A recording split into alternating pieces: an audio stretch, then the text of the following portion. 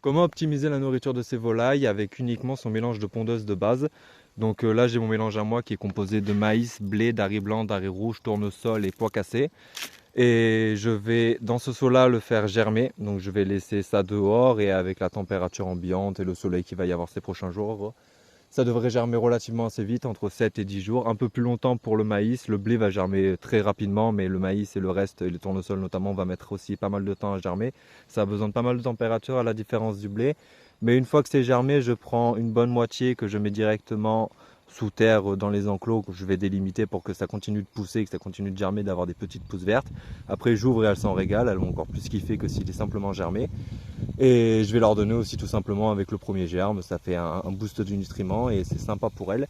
Ici, hop, ici ce sera le seau pour faire de la fermentation, donc celui-là je ne le laisse pas dehors, je vais le rentrer directement chez moi, il faut une température d'environ 15-25 degrés, plus il fait chaud, plus ça va fermenter rapidement. Attention qu'il ne fasse pas trop chaud non plus, sinon ça va trop vite fermenter, ce sera plus bon.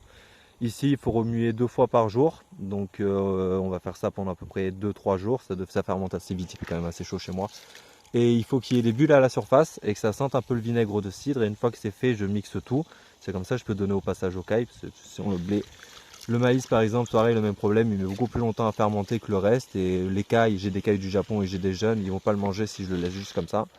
Donc ici, je laisse recouvert d'eau. Là, il y a un trou au fond du bac, ça va s'évacuer. Le but, c'est que ça reste juste humide. Il ne faut pas que ce soit trempé, sinon ça va rapidement pourrir.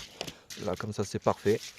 Et on va donner tout ça dans quelques jours à tout le monde. Et tout le monde va se régaler. Surtout au niveau de la fermentation, ça rajoute un petit goût, ils en raffolent. Quand il y aura les premières pousses avec le verre, une fois que c'est en pleine terre, ça fait comme de l'herbe, donc ils s'en régalent. Ils sont moins fadas des graines germées, mais ils le mangent quand même et ça fait un complément en nutrition qui est pas négligeable. Surtout qu'on est le début de la saison et donc va falloir être un minimum productif. Donc voilà,